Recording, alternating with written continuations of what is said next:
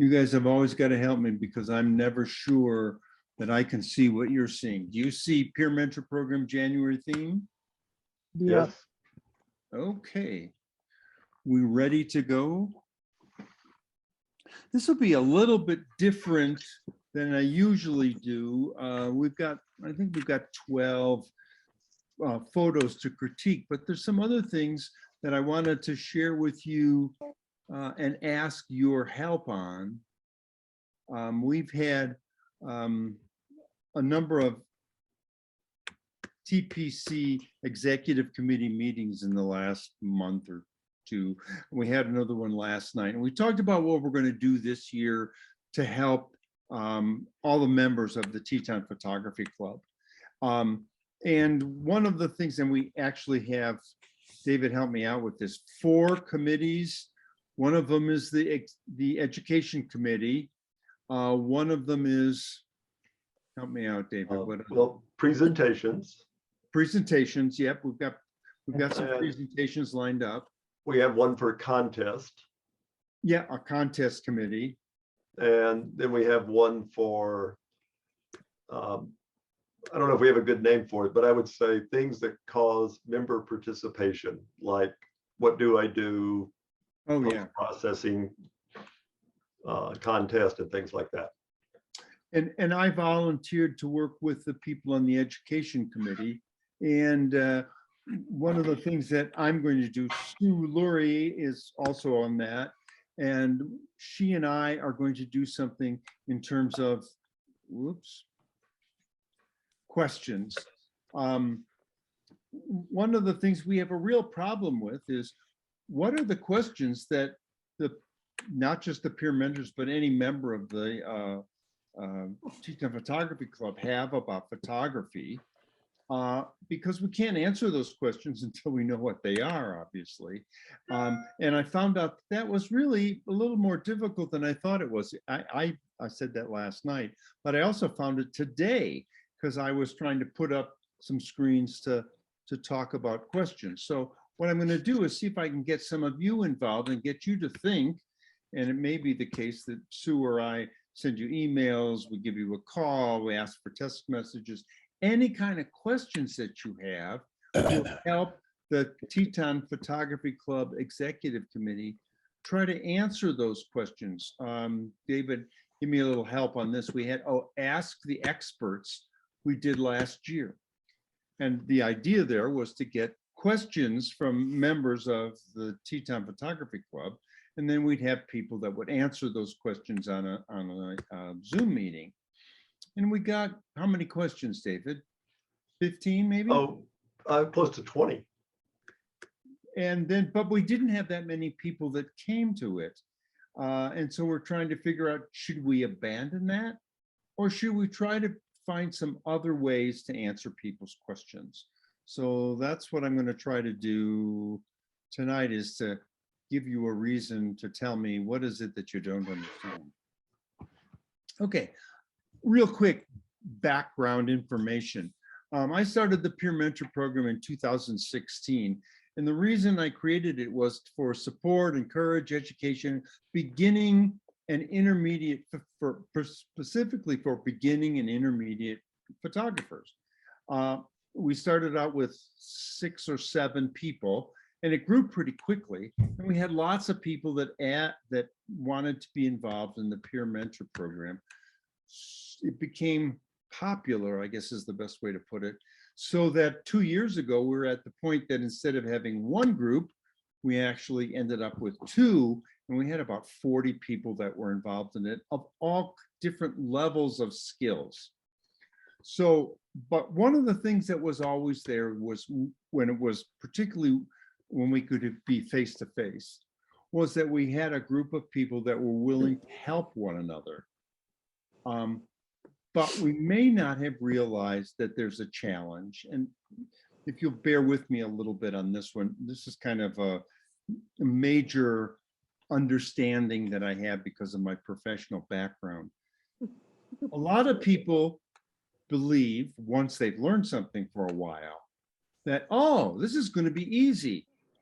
And they oftentimes send that message. I taught teachers at Indiana University for 30 years.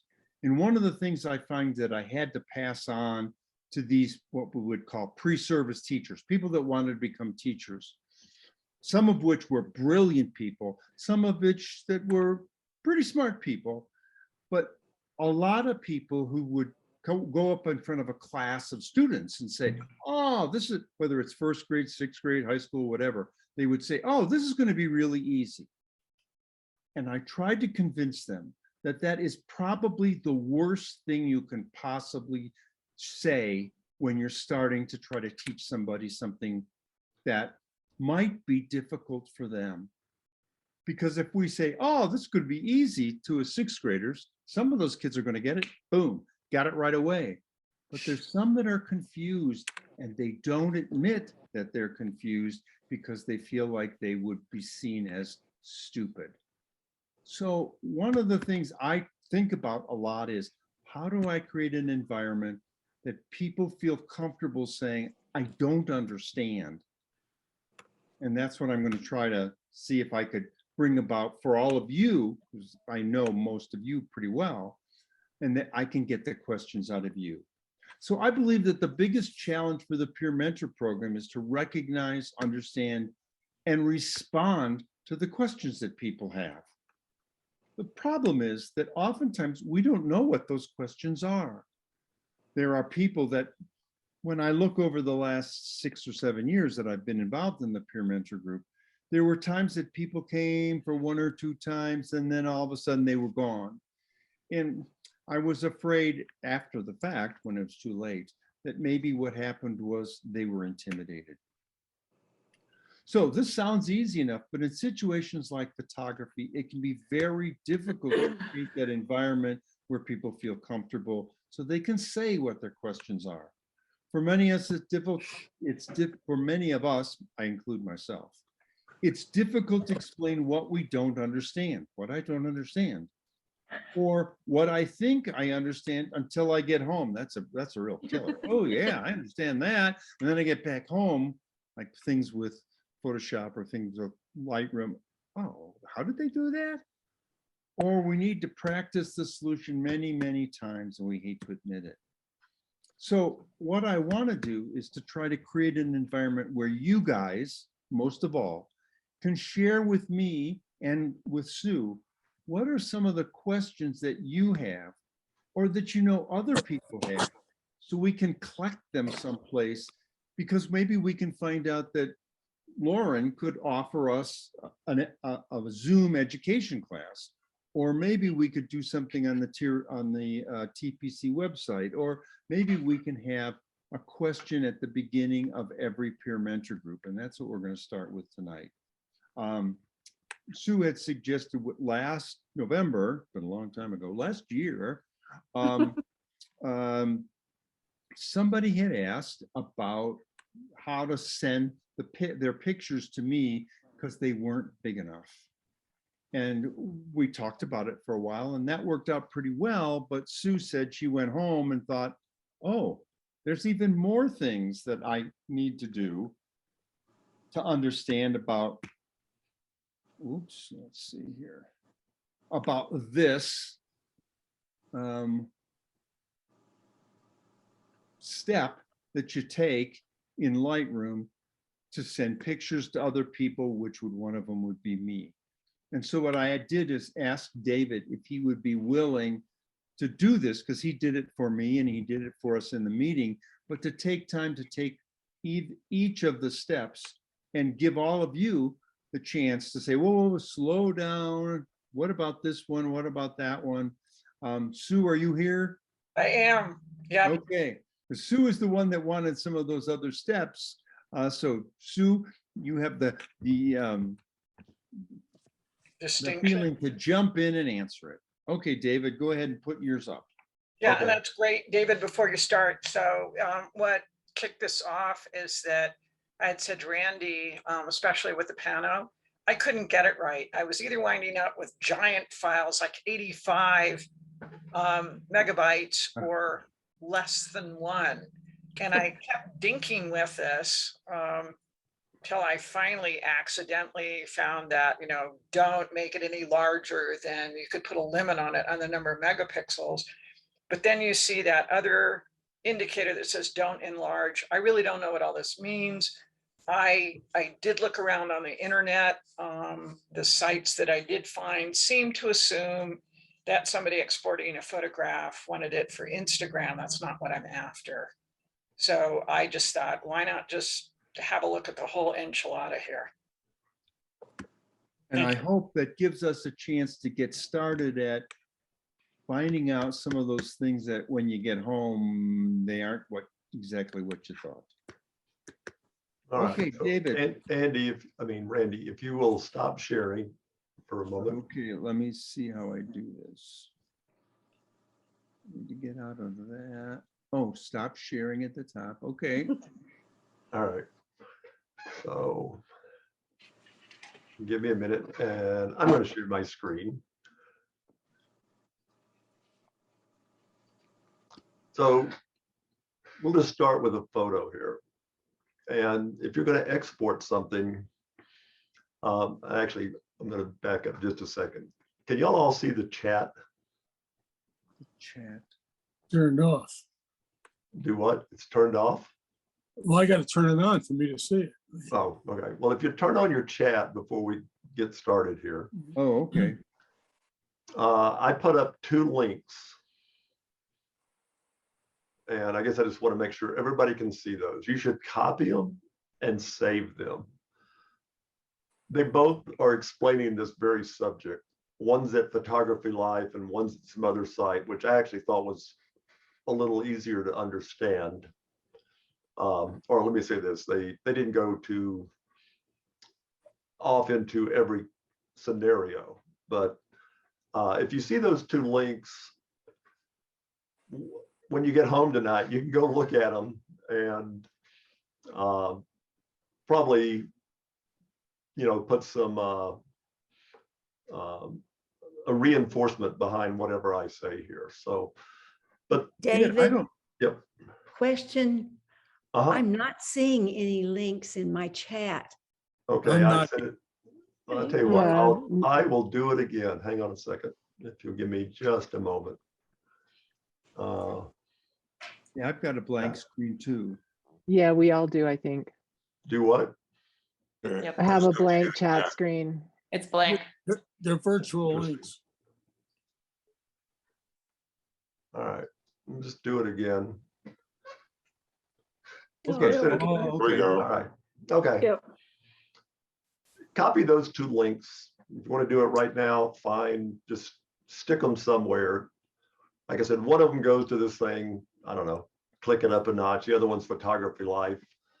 I thought the Photography Life one, they go into a little bit more depth, but both of them do basically the same thing.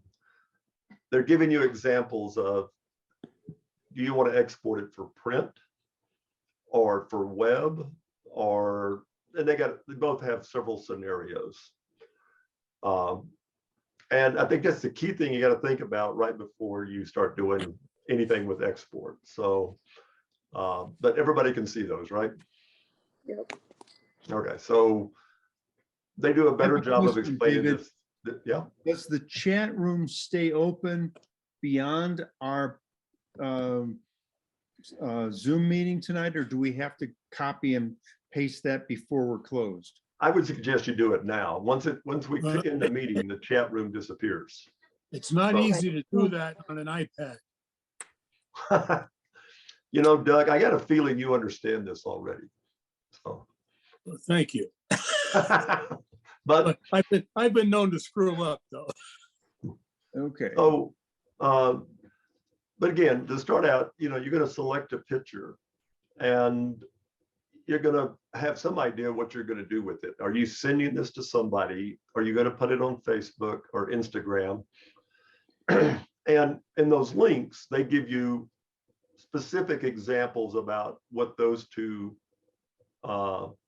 entities want from a standpoint of how many pixels and things.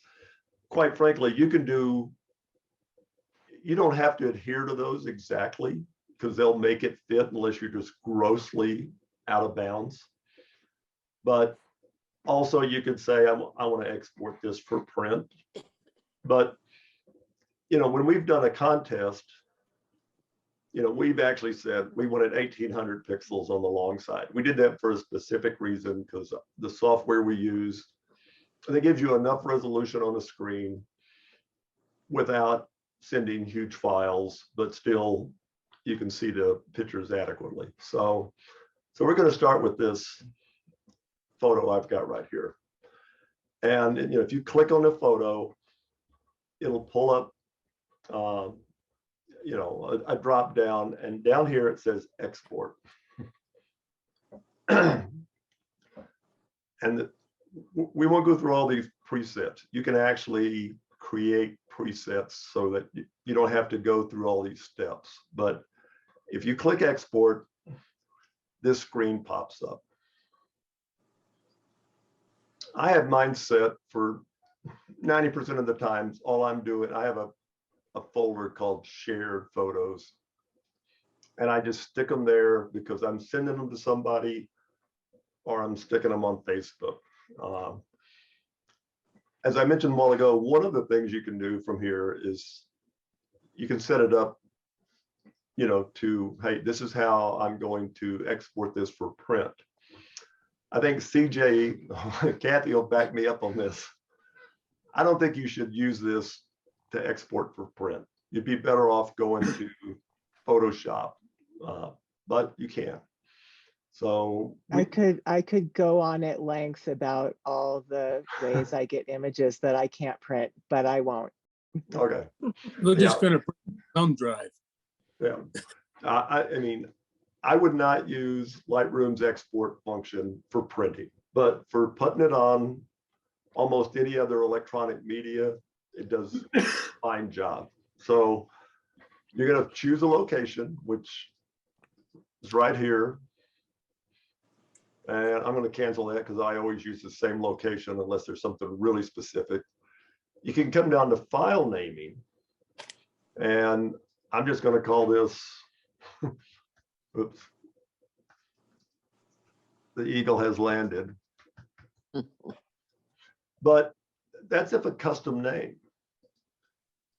You could use, you know, the date, a file name, whatever. It lets you choose some other ways of naming it. But for what I do, typically I just do a custom name. But one of the nice features is if you say custom name sequence, you could pick 30 photographs and you could go sequence of eagle landing. And as it exports them, it'll name each one of them, you know, eagle landing 1, eagle landing 2, eagle landing 3. So it does give you some ways of, you know, putting these out where you don't have to rename them all by hand or one at a time. We'll skip the video part. And I think down here is where everybody starts to get somewhat confused. But most of the time when you're going to export for some electronic media, you're going to use JPEG. You know, you get other options. I mean, maybe you wanted to export this to send it to somebody else to have them edit it. Then you might want to just send out the original file, and that will be very large. You could also do, I guess, that as a DNG, but typically for what we're doing, send it as a JPEG. The color space can be a huge topic, but again, to keep it simple, I would do the sRGB. And for all electronic media, that's what they're going to default to anyhow. David, Yeah. as we're doing this, give us all your background and all, but for each one of these categories, would you explain what we should be doing if we're sending a photo to Randy? Yeah, and matter of fact, the example I'm going through is exactly what you should do. So I would pick JPEG. I would pick the color space sRGB, unless you have something again, for almost all electronic media presentation, these are the two options you should pick. And again, if you're going to do this for print, or if you had, you know, let me just go back up here. If we, I mean, if I said original, you don't have any options.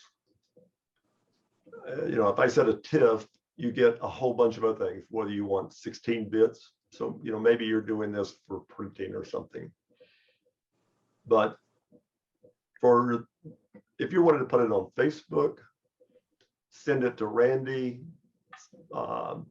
stick it on Instagram, pick JPEG and sRGB.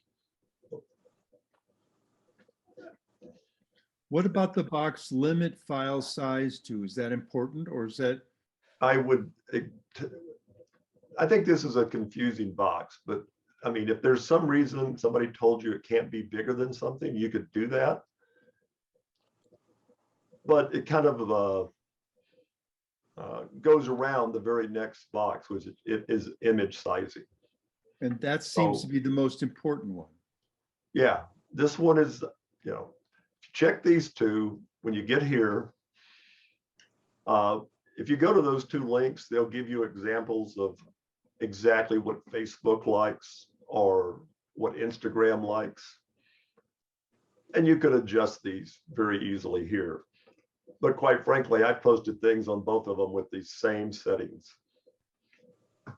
So David, which one overrides? If you check limit file size, does that get overridden by image sizing or the other way around?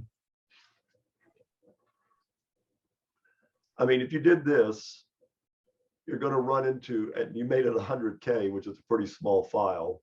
Right. It would probably override this. There, you know, and I don't know if I can totally tell you Adobe's technical answer to that. I have never checked this box for anything. David? Yep.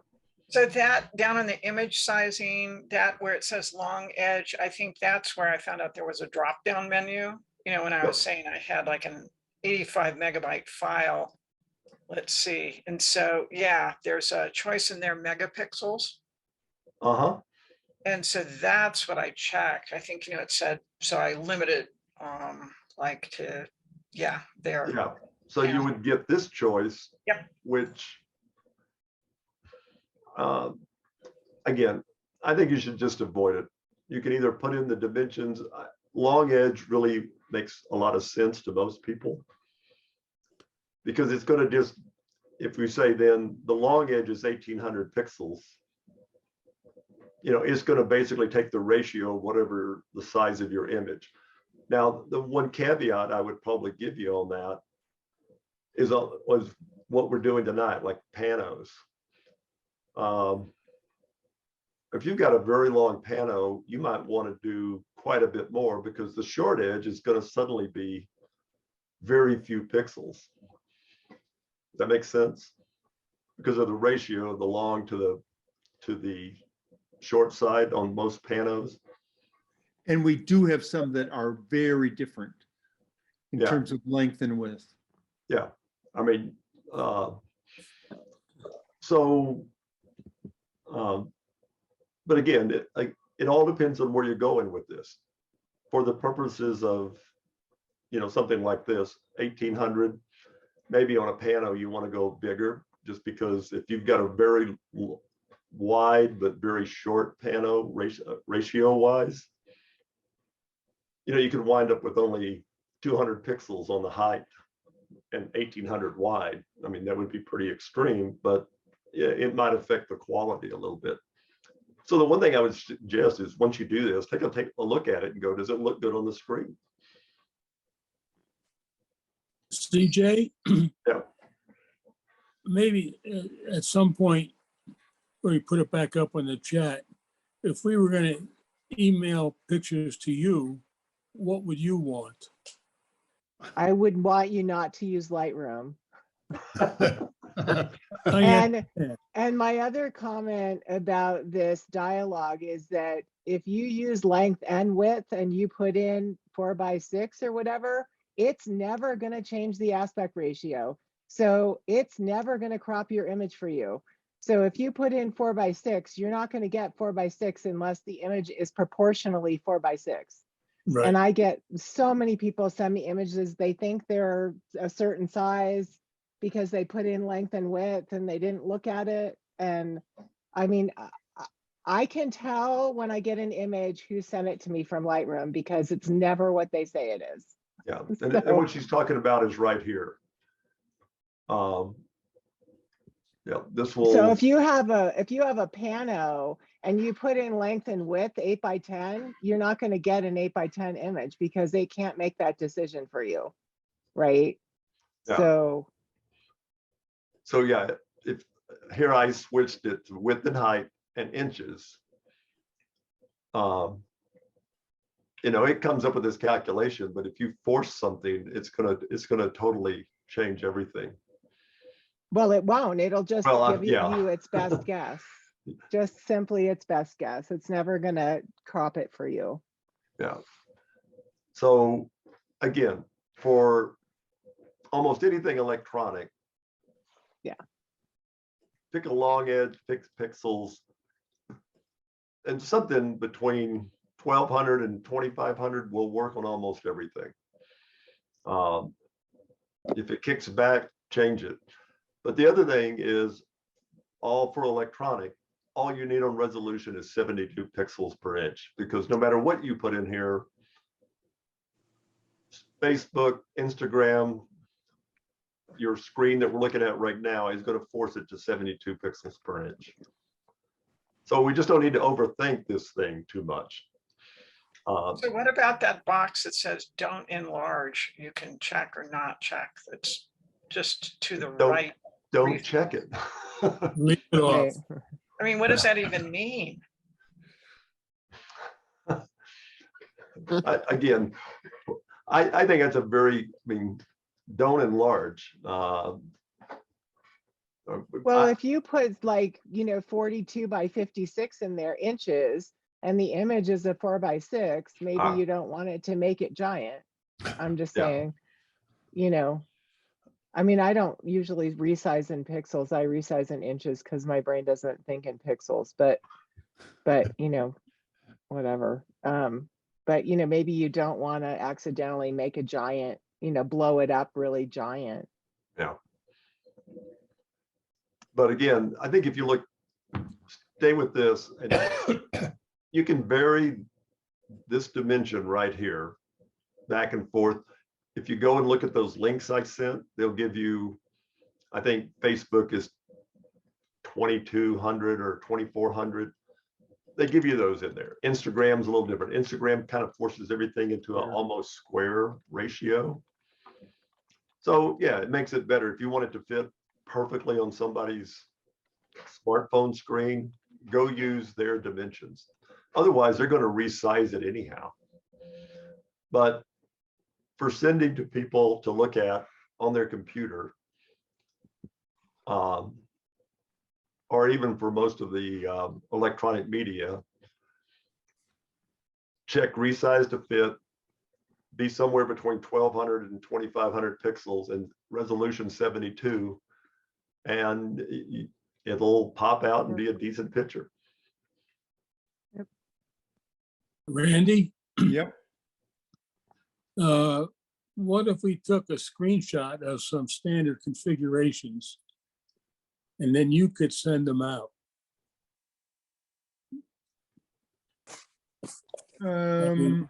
David, if you set Yeah. like what we want for Randy as opposed to what we want for Facebook, and then take a screenshot, then we could send those out and everybody would have it. Yeah, I'll be happy to do that. And again, they give you those examples in those links I gave you. Right. I mean, or they tell you what they should be. So, but take a look at those. But yeah, I'll be happy to do 2 or 3 different versions and go, here's a screenshot of how you need to get it for Facebook or Instagram. But again, I wouldn't use this for print. Well, Well, I would like to invite Kathy, CJ, to do one of these later on sometime about it as a print, because that seems like it's very different and some of us don't know a whole lot about Photoshop. And it sounds like learning how to do that way would really save us and you some problems. Some angst. Yeah. And that, I mean, if Kathy wants to do that, it's great. I mean, but I think that's a whole nother topic. When you start saying, I'm going to output this for print. Oh, yeah. No, Yeah. not Yeah, tonight. it is. Sometime in the Yeah. in the future. And I really don't think we want to get into that right now, but Right. But in the meantime, you guys, I'm happy to work with anybody who wants to get an image to, to print an image. I do it all the time. I just, It saves times for both people. right. But before we move on, this seems to be the point of everybody's confusion. Is there any questions about this before we go to anything else? The other thing I would just say is don't ever click the sharpen 4 nonsense that's below it. Make Right. sure that that's off, because that's the other thing that people do. And then you'll get like the blue skies got big chunks of nonsense because the pixels are sharpened and they shouldn't be. So leave all that off. Yeah, I totally agree. That was after we move here, don't check this, but any questions about image sizing? I just think it's easier to bring a raw file to CJ and then she can fix it the way she needs it.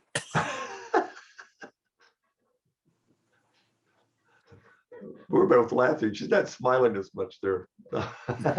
Well, it depends on what you've done to the file, because if you want it edited how you want it, then you're going to have to edit how you want it, like, so, Right. right.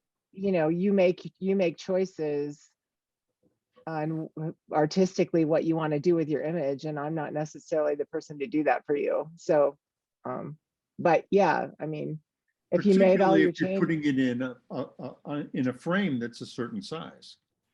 Well, again, that starts a whole other conversation. 'Cause right, you it's gotta- a whole nother class. Yeah, I think output for printing is a much more difficult explanation than this.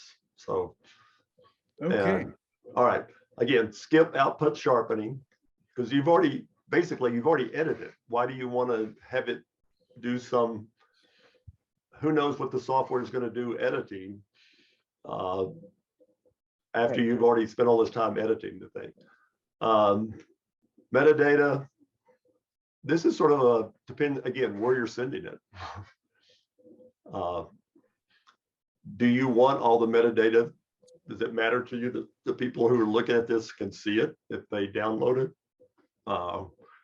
Again, if you're putting this on Facebook and you found the secret location for $3.99, you probably want to click that off. I mean, but you can do other things. You can just say if you've got copyright information.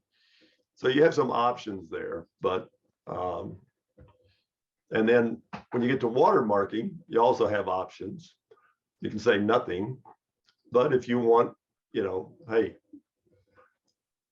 your copyright name on there. I mean, I've got a couple of things for a black signature and a white signature. You click this box if you created some kind of watermarking. And Watermarking might be a separate subject sometime. yeah, and again, that could kind of lead us down a long hole here we may not want to go down, but it will let you create a couple of simple copyright watermarks, and you can position them on a page, but it takes you off to a whole nother set of screens. Right. But yeah. And then post-processing, I always check do nothing, and another kind of confusing box. You could have it, if you click show in Finder, as soon as it finishes exporting, it pops it up on your screen and tells you where it is. Well, hopefully, if you went up here, you know where you were putting it, but Hopefully. so hopefully. I mean, I always do nothing, but you could have it open in a Photoshop. Again, I can't think of a good scenario to do that, but because I've already really done everything I want to do with it, unless I'm going to print it. And I wouldn't be here if I wouldn't be in these screens if I was going to print it. And once you get finished with this, you hit export. But before we do that, any questions about this? I think we had some good questions that got answered, hopefully. Yeah. All right. I'm not going to do an export, but unless y'all want to see it, but no. Okay.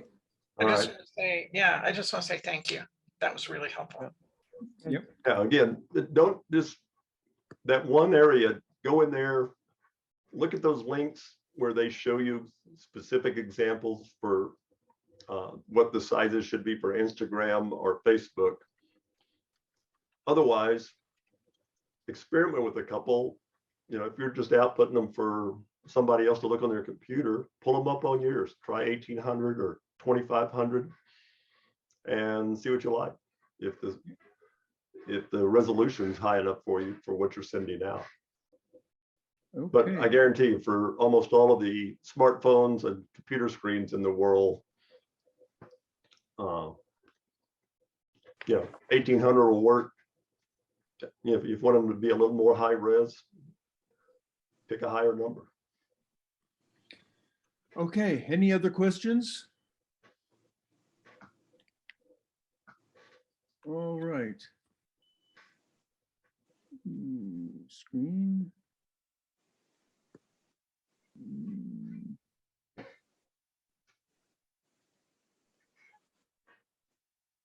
Okay, oops.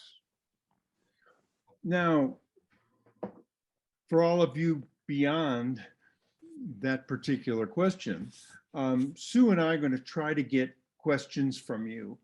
What are your questions? And don't feel like you have to have it, be able to lay it down in a perfect paragraph or anything like that. We're just interested and would like to talk with you about what do we need to do? What does the Peer Mentor program, what does the Teton Photography Club program need to do to help you solve that problem? And I think we both, the two of us, realize that it isn't easy to come up with that question necessarily. You need to think about it. Maybe sometimes we can talk about it or send emails back and forth and whatever. So here's some things, just suggestions. So the first thing is, if I came to you and said, what's the common problem that you have? That's way too general and you probably don't have a question. Maybe, but probably not. But maybe you have questions about compositions. What do you find is challenging? What type of class would help you? Would a photo shoot be necessary? A Zoom, an example. Just talking back and forth between some of you one-on-one and one of us or both of us would be very helpful, because what we'll try to do is put together a little kind of a booklet for us and the education committee of the TPC, so we can put this together to try to figure out how can we help you solve some of the problems that you face that, if you're like me, get you really frustrated and just, oh, I give it up. You'll go on YouTube or whatever and can't find the answer to it. Here's another kind of question you might have. What in Lightroom do you find confusing or challenging?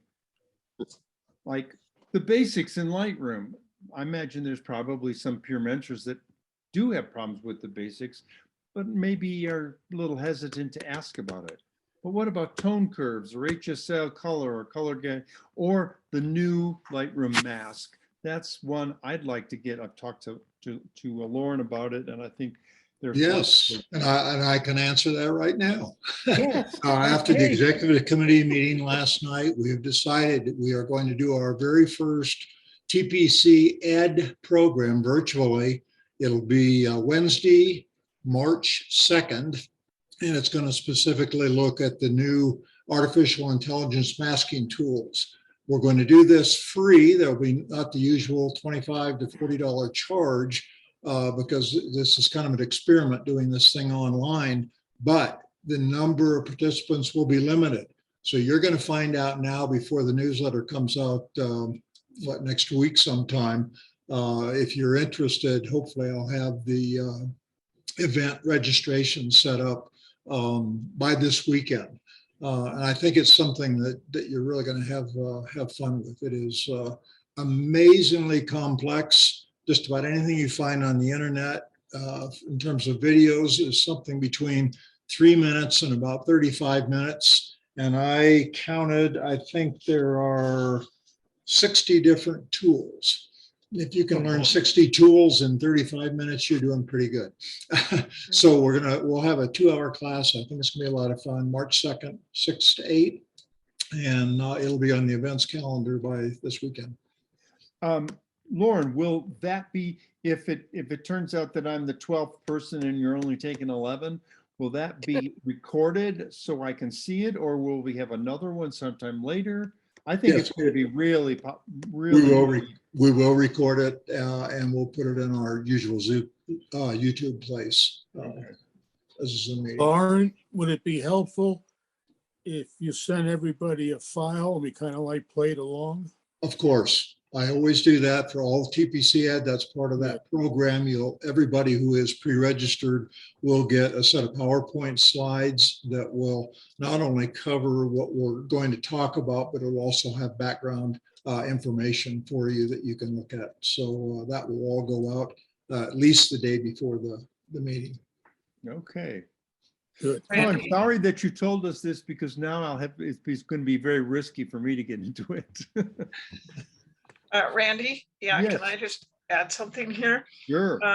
Also, when people were asking, well, what are some of your questions? Usually, I don't know why it is, but somebody asked me that, and whatever I was thinking about that might have been a question sort of falls out of my head. So I would also suggest to everybody, if you're out shooting and you're dinking with your camera and something isn't working, it's like, well, I blew that. Then maybe that's a question for you to ask us. Well, I tried this, it didn't work. If we can go through that, then maybe we can help you correct that and figure out what you need to do. So it's not just tonight, it's anytime you're out Absolutely. photographing and you happen to think, I don't really understand this. Great, that's a question for us. And I think a major responsibility of Sue and mine is to get a whole bunch of these questions and put them together to be able to help, because I imagine there's people that maybe 3, 4, 5 people that pretty much have the same question, but see it a little bit differently, and we can put it together into a small paragraph that help a lot of people answer that question. So yeah, we're behind you guys. We really need your help to help you. You just gotta make more hours in a day and more days in a month. That's all. Yeah. Another problem would be difficulty in printing, and I think we can get Kathy to help us out with that, and answer a question, because you could go in to see her, but maybe she can lure you in by showing you how to get ready for it. Right. And what should you do to prepare for a contest? That's another one that peer mentors will sometimes say to me. And then I see later on, 2 or 3 weeks later, that, oh boy, that was a little bit of a challenge. And then they chose because there were frustrations with it. And I don't remember who it was that did that, but I think that's pretty common, that people kind of give up choosing to be involved in the contest that the Teton Photography Club has. It's not like you're going to win a car or something. It's just you're going to get some feedback on it, and that's going to really help you become better at it. So we're going to be in touch with you. I don't want to spend a whole lot of time because we'll be here all night if ever we went to the questions, but we'll send something out to you. Start thinking about it. And I think Sue's idea of just writing yourself a note would be very valuable for you to be able to remember. It was that exposure that you did and you weren't sure how your camera worked, and okay, we'll put that together for you. Okay, so there's lots of peer mentors who have the same questions as you, but nobody's brought up the problem. We're going to contact you, talk to you by phone, text, whatever. Please help us identify your questions. And if we can get a good start on this in the next month, we're going to have that presentation on Ask Your Expert, but we need the questions. Okay. Any questions about questions? All right, I can get a chuckle out of you. Okay, quick reminder of the challenge rules. This happens for almost every single month that we have it. For those of you that are new and have never sent in a photo for our theme challenge, you need to get the photo to me by noon of the day of the meeting. I got about 3 or 4 of them this morning. That worked out just fine most of the time. If I'm not going to be in that day, I'll let you know. But most of the time, as long as you get it into me by noon, that's fine. The photo can be taken with any kind of camera. You can do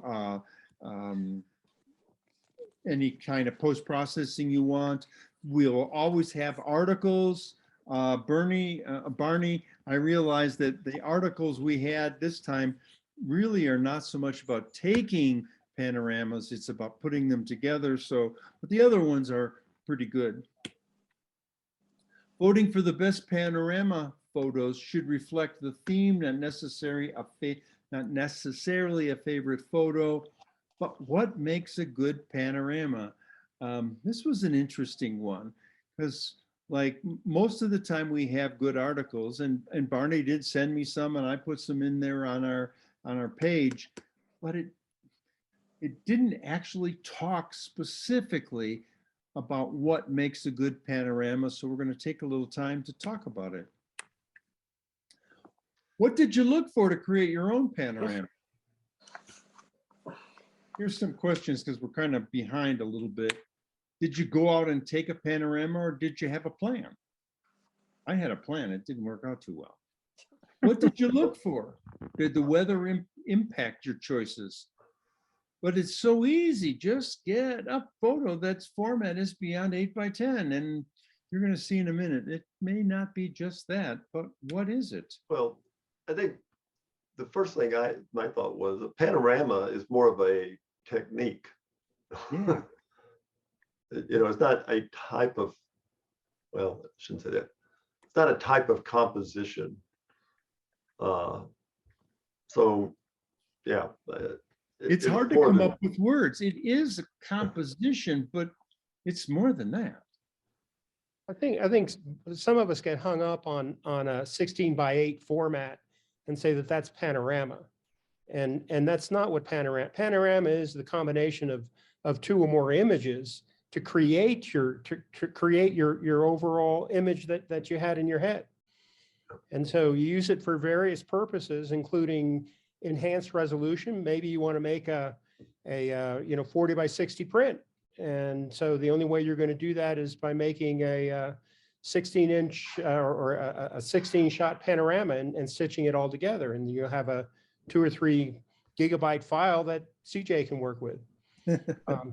But I think we've got to be careful, and I'm sorry that we didn't go into this a little bit further, Randy, because as I thought more about this, I think some people might think about, well, I just need to go out and take a pano with my iPhone and scoot it around the horizon and look for some composition in that way. But you can do a tabletop panorama, and it's all about the image. It really is about the image, combining 2 or more images together in either horizontal or vertical format to make a panorama. Any other comments? So does that mean that before we had the ability to stitch pictures, there was no such thing as a panorama? Well, there was indeed, because you could buy a 16:8 camera, right? That shot 120 or 620 film. And those were just huge negatives. And for a very expensive camera too. Yeah. I used to shoot. Oh, sorry. I was gonna say, all of Mangelson's early landscape photos were done with a Pano camera. Kathy, you had something? Yeah, well, I used to just shoot a bunch of 4x6 prints and then I would put them together in my photo album. Yeah, I did that too. Overlap them. Yeah. Oh, Yeah. yeah. Yeah, And I thought that was the Very coolest thing basic ever. Panorama. it was Yeah. the best. You get a Then you- pair of scissors and Scotch tape. Yeah. Exactly right. Then take a picture of it. Yeah. I didn't think of that. But the panorama Yeah. you're going to see, we've got some really interesting ones, and we've got some that are not very interesting. So I'll thank you to 3 or 4 people that sent me what we would call not so good panoramas, and I want everybody to understand. I really appreciate when people send that to me because it helps us get a look at, okay, let's evaluate, let's critique these compared to when we actually do the 12 or however many were submitted. Okay, here's some thing about our informational feedback that we have eventually for the critiques. We're gonna, I think there's 12 of them. Here's the kind of 4 things we're looking for. What's the composition of those photos? What would you remove or add to those photos? Are the distracting things that keep your eye away from the main theme? Is the story that the photo tells? Here's a real important one. Is the exposure good? And I'm jumped to the next one. This is one that we've talked a lot about. Is it clear? What are the pixels? And that's what really started this whole question answer thing back in November that I'm hoping is really going to do us some good, going to help us all out. And the last one, does the photo meet the guidelines or the monthly theme? And that we have a little bit of a problem with because I'm not sure exactly what that theme is. Okay, those are the 4 topics. Here's some not so great panorama photos that people sent to me. And anytime you want to send me one that, boy, I thought this would be good and it's not, or it's just a terrible one, that's fine. These aren't necessarily those terrible, but they raise different questions. Is this a panorama photo? Well, what does a panorama need? Well, you got the Let me information. tell you, Is this it is- more than this- 2? Is it more than 1 image? Yes, it is more than 1 image, and I will admit to it. It's on my driveway. It was on my driveway. I took pictures of it like 5 times, and with sometimes anywhere from 3 to 6 different images of it, and then I put them all together. Does that make it a panorama? It's a pretty amazing part of my driveway. It looks like a subject that you could get in one frame if you wanted to.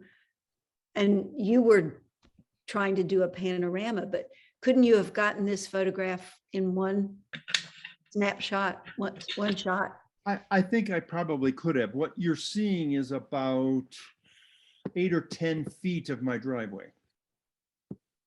And I got up close to take closer pictures of it. Unplowed, Pardon? unplowed. Yeah. No. This is one side of my driveway, right after the wind. I just want to come back to what my comment before, and Sure. that is, let's not get hung up on what the format is, 16 by 8 or whatever. I mean, the definition of a pano, I think if the strict definition of a pano is stitching together 2 or more images. Mhm. And how the artist, how the photographer goes ahead and interprets that is clearly up to them. And so if Randy wanted to do this as a 5-shot pano, he could do it. And some of us might be able to do it in 2 shots or maybe even 1 shot, just stepping back and you know, cropping hard in order to get this same result. But I don't want to go down a rat hole here of you know, a pano has to be, you know, this, that, or the other. It's basically the definition, and that everything that I've seen is 2 or more shots that are stitched together.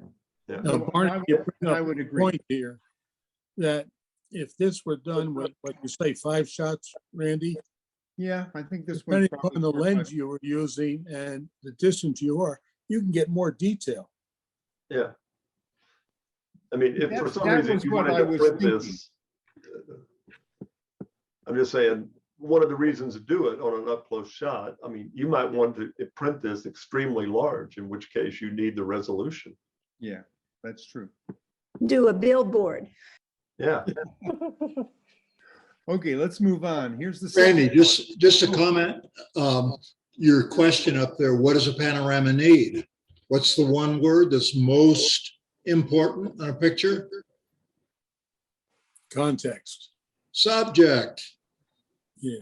Exactly. Subject is so important. And that's the hardest thing in a panorama, because you are looking at so much area that I think when you're trying to figure out where you want to put that tripod, what you're going to shoot, you really have to say, what is that subject? And the wider you shoot, the harder it is. That's why the easiest thing to get a good subject in is a macro shot, where you're looking at some little tiny detail. So I think that always be thinking about that, because when I look at that, that was my first thought. I said, okay, what is the subject? Okay, snow or some rock and all that, but to find that discrete subject is difficult for me in this particular image.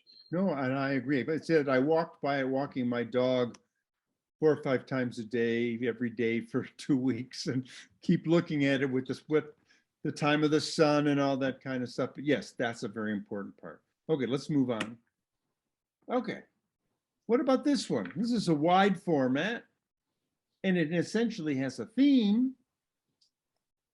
Is that, and an interesting foreground, is that enough for a panorama?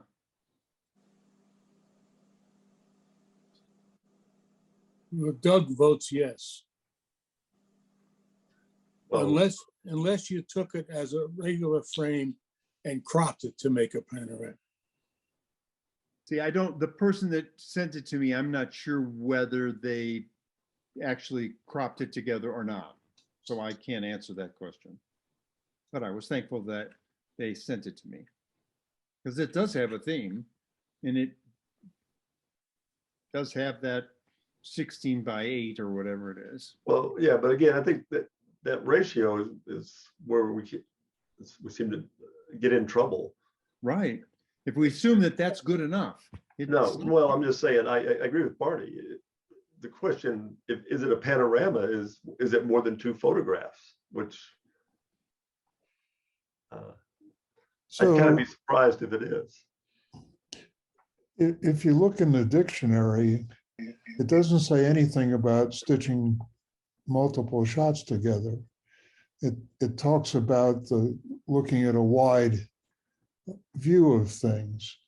And some of this discussion is in that vein. It's the subject and what you're looking at. And some of this discussion is about the technique of stitching photographs together. Mhm. It seems to me, I'm a beginner here, but it seems to me that those are 2 separate topics. Because a panorama could be a painting.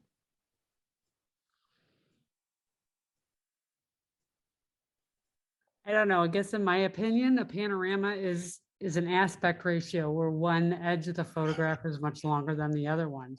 I never really defined it as they have to be stitched photographs. I do panos with some of my single shot photos all the time because I like the aspect ratio better of it. Draws attention to that subject. I So it's just agree. me. It's funny that this is one of the themes that we have, that there really isn't a right or wrong answer to it. That's what I'm assuming. Okay, let's go to another one. What if a photo is landscape with a super wide format? And it's not, I'm kind of guessing 16 by 4 format. Does it make it a panorama? The format is that.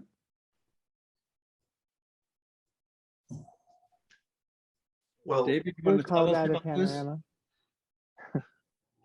I sent this to Randy actually for educational purposes. Now, all of these photos were not submitted as the picture for the theme, for the monthly theme.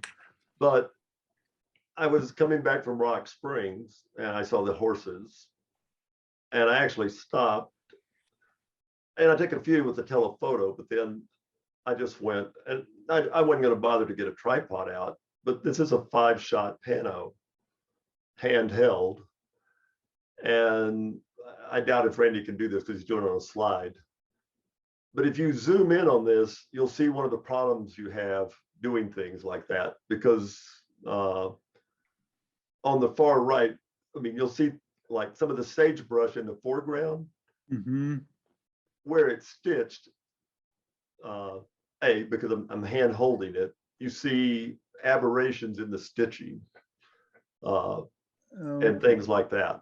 And actually, the other thing is, but for the detail, there's actually 61 horses in this picture. Whoa.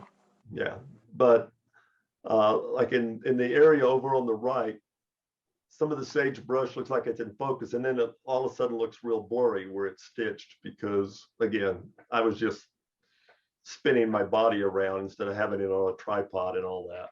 So, and you get problems with wind if there's like a forest. The sagebrush wasn't blowing that much, but again, you know, I stitched it together because I thought it was cool. Like there were so many horses in this picture, but it's the problem of, if you don't have good technique, you can,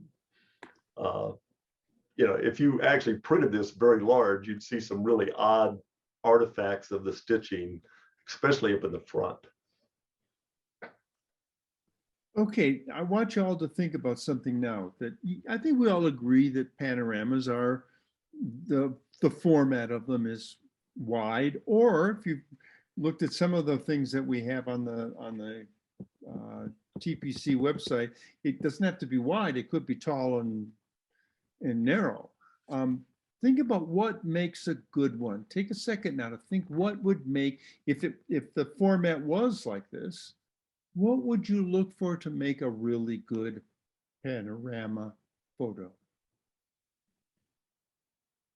I'm not asking you to say it out loud. I'm just going to give you the next picture to say, what do you think about this one? What about this one? I got this from one of us, and I'll let you know who it is in a minute, but immediately I thought, whoa, this is really a good one. Why did I think? And I assume most of you would think, wow, that is a good one. Why? What makes it a better pano than that ugly snow and rock pano that I had? Has interesting things going on throughout the frame. Okay. I'm thinking, subject and composition. Think about what you see, just your own eyes, how wide it can be. And then to get that on film is shooting a panorama to me. Yeah. Here's one of the Particularly things. if you've been out at night looking at this, Right. you have to move your head to see it all. That's what I was just going to say. Can you see it in one glance, or do you have to move your head left and right or up or down to take it all in? And I think a panoramic, to me, implies that you're not going to see it in one glance. What about the rest of you? What do you think about this one?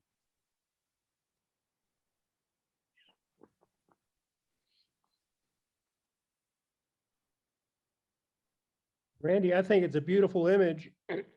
And just to put in a plug for the upcoming February 16th meeting, we're going to have Matt Hill talk about how to do this exact type of image under field conditions.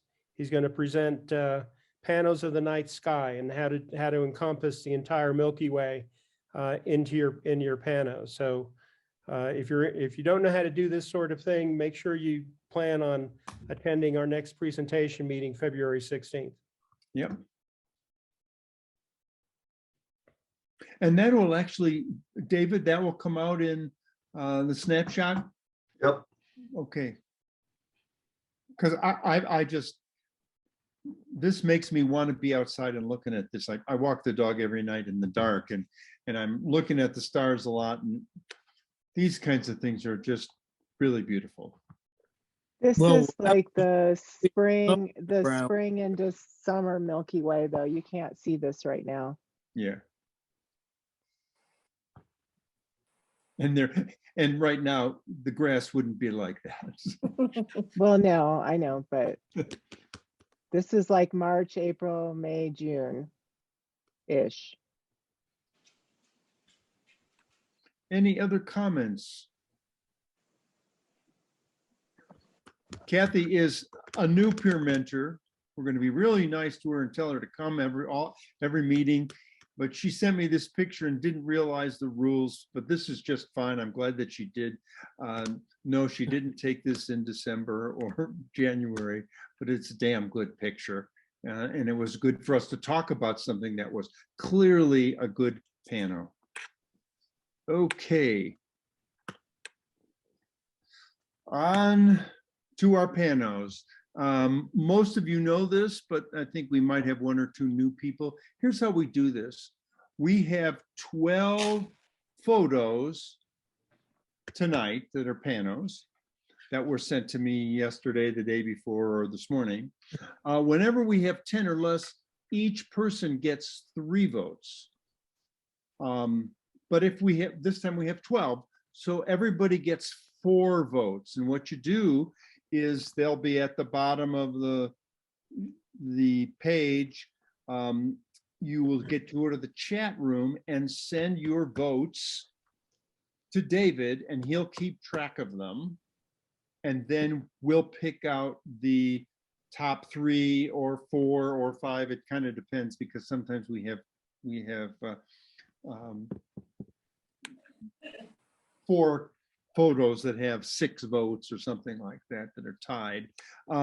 But you'll have some time. Please make sure when you send your votes to David in the chat room that you make sure that you keep them separate with a comma in between each one. Because if it's photo number 12, let's say, it's not, instead of photo number 1 and photo number 2, you got to put the 12, so it makes it easier for David because he's rushed with all of this. Is there any questions anybody has? Okay. Now you're going to have to work with me on the screen.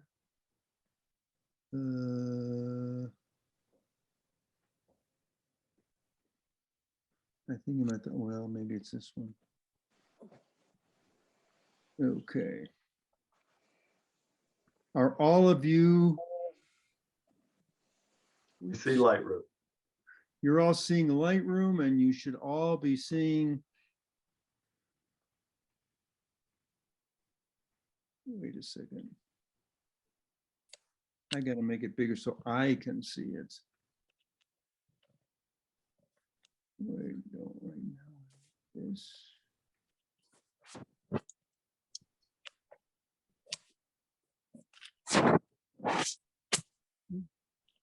Okay. So here we go. Here's the way we do this for those of you who are newcomers. There are 12 pictures here, and I will show you them one at a time like this. And then I'll show you this whole screen, and then we'll do this twice. So you get to see the whole set. You get 4 votes, and what you'll do is send them to David. Is everybody ready, or anybody have any questions? Randy, you might want to get rid of your sidebars. Oh, okay. Oh, yeah, I think that gets in the way. We're gonna have a little bit of problem. Is it top to bottom here for you guys? Yeah. It's Okay. cutting off a little bit of the top. Yeah, you need to get rid of the top and bottom panels too, Randy. That's gone. It's hard for me to get rid of the bottom panels because there's this stuff in the way. Oh, okay, here I can do it here. All right, so is that better? Yes. Okay. And if you went to the TPC website and looked at the articles, you would have found that you could get Panos or Vertiramos. We've got a couple of the Vertiramos. This is number 1. This is number 2.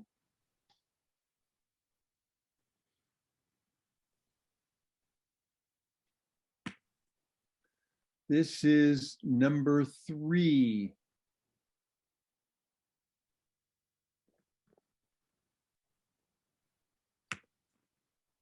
This is number 4.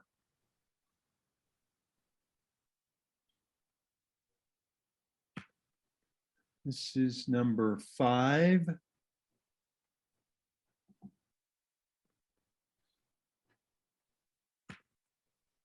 This is number 6.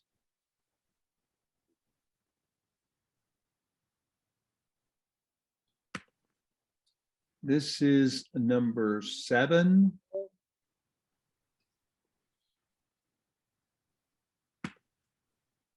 This is number 8.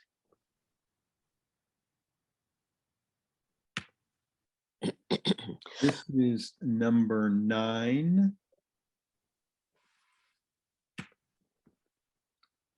This is a number 10.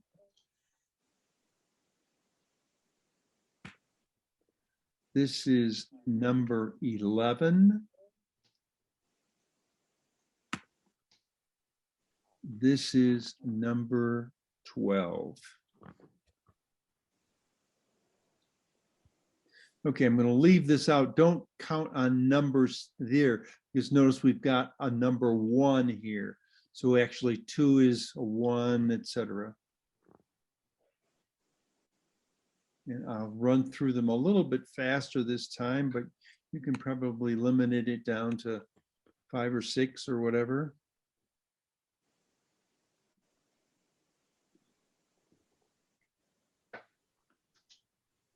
Number 1.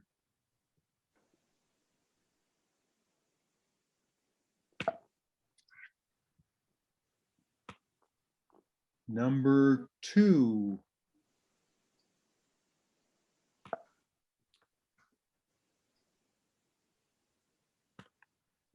Number 3.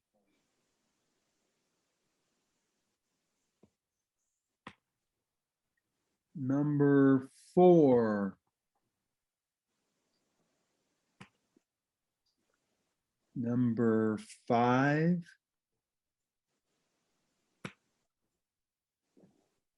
Number 6. Number 7. Number 8. Number 9.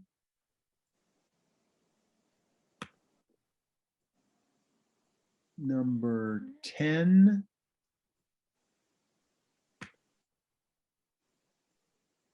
Number 11.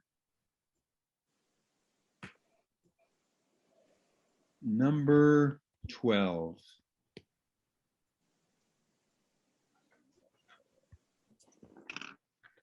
All right.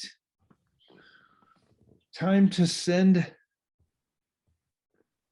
your information to the chat room, to David. I mean, you could send it to everybody, but we try to keep it to, he's the only one that sees all the numbers, and he will add them up.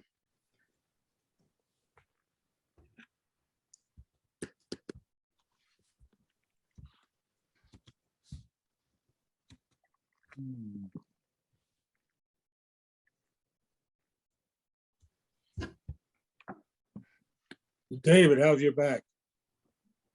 Good.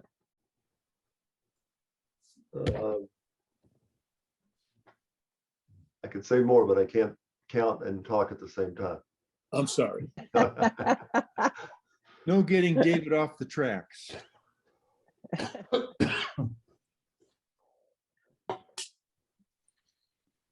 Well, I want to take a second to thank all of you for coming tonight. I think we've have a pretty good group in terms of numbers. And of course, you're all great people too. Thanks. But as of 2 days ago, I was worried. I think I had 1, 2 pictures and I thought, oh boy, everybody's as depressed as I am. Everybody had somebody they knew that had COVID. Yeah, Doug Ayers has COVID. Oh, Doug. So But Doug, tomorrow's the end of my 10-day quarantine. Oh, Doug, you had it? I have it right now. Oh, boy. so Doug, how is your back? I can ask a question and count. Yes. It's a lot slower than I would have hoped for. That's too bad because it's been a long time, hasn't it? Well, the physical therapist said, all those muscles get ripped apart. Well, he digs his way down to the spine. And it can take, 12, 6, 18 months for all of them to decide that they're going to be normal again. Oh, boy.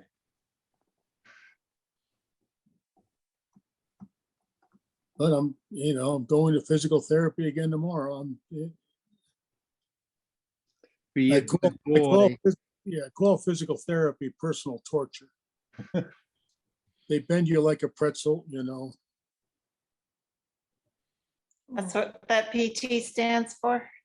Your personal torture. Torture. I got a chuckle out of my doctor today with that.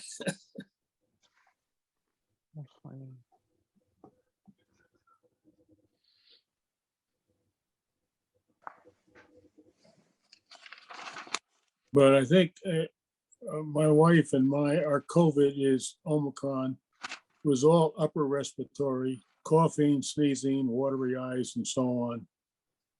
The doctor wanted us to take our oxygen levels throughout the day.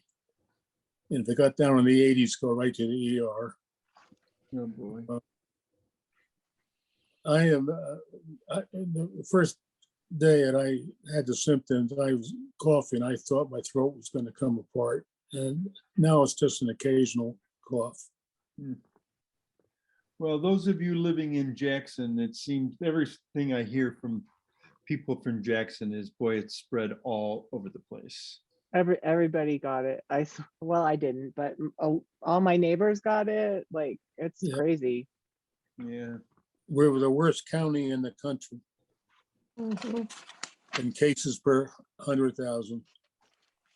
Well, is there even 100? There aren't 100,000 people in Teton County, I Wyoming. know they just No, they just extrapolate it. Yeah. As you know. Percentage. Per How simple. capita. They How- call it per capita. Percentage of population. Well, the last 7-day period, we only had 461 cases. Last week, we had 1,011. So I guess Yeah. we're trending in a good direction. Yeah. 1,011 in Jackson. That seems that that's most of the people. Well, it was a couple No, weeks no. in a row too. It was 152 and then 111. Remember, it's a 7-day moving average kind of thing. So Oh. Yeah, but still, it's a lot of people. it's a lot And of there's a people. lot of visitors. So. Yeah. Best we can figure out, I got mine either at Albertsons, the post office, or Smith's. I mean, that's all I've been in the last Did couple you of have months. masks on? Always. God. Jeez. I mean, I always wear a mask, but I've assumed, well, that's good enough. But when I talk to people, there's always someone that says, oh, yeah, I did this and I was careful and I didn't go in rooms that had a small number or a large number of people for the size of the room. left the one the good one for you to use. How close are you, Um, David?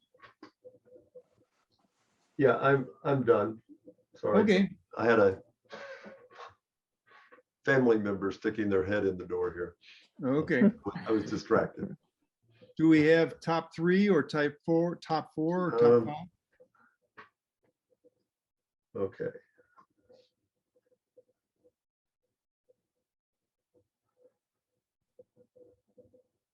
You want the top 3? Well, if there's ties there, we can do more than 3, but, Well, I don't have a tie on the top 3.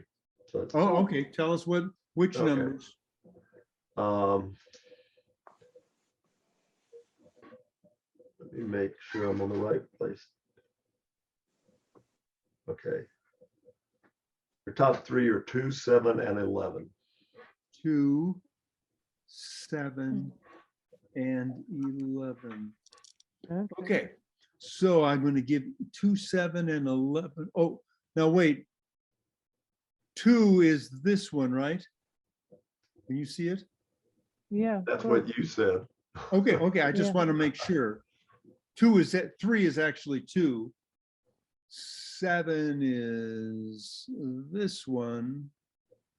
And 11 is That one. this one. Okay, so for those of you that are new, what we want to do now is give feedback, give a critique of the ones that aren't going to make the second vote. So here's one of them. What do you like? What would you like different? What would change would you have? What do you think of? What are the good parts or the things that need to be changed in this picture? I love the reflection. It's got great leading lines. Mm-hmm. Want to take a walk down that path? No, around it. Yeah, the water, yeah.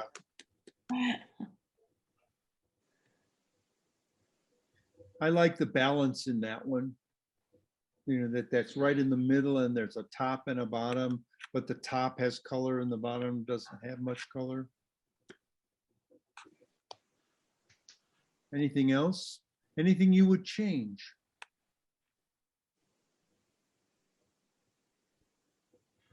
Yeah, I really like the photo. I think it's very well done. There isn't Maybe anything just- there. Go ahead. The top of the tree and the reflection is cut off, so maybe if they could have, gotten all of that in the reflection. I But think I that may like the be my fact that we fault thought- because I can see the original and I can see all that. So maybe it's something that I've done that cuts it okay. off. I can see the whole thing, yes. Yeah. No, I can't. Okay, anything else? Okay. This is 2, which is this is number 3. 2 makes. Wait a minute, you're screwing this up. Hmm? One we just did was 2. I thought we were just gonna look at the 3 pictures. Okay. Yeah, we don't look at 2 because Oh. 2 is a vote, is one we're gonna have vote on. Yeah. All right. Right. I have no idea what this is. I don't Just either, so- but that's one of the reasons I just really like it. Yeah, me too. Yeah, Love it. I love the textures.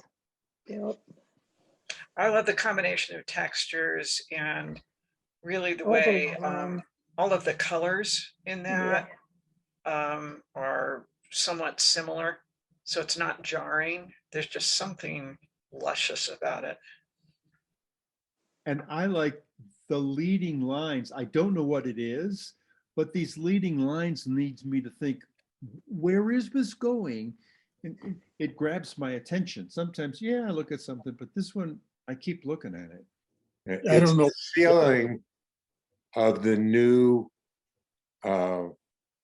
airport at Salt Lake City. Yeah.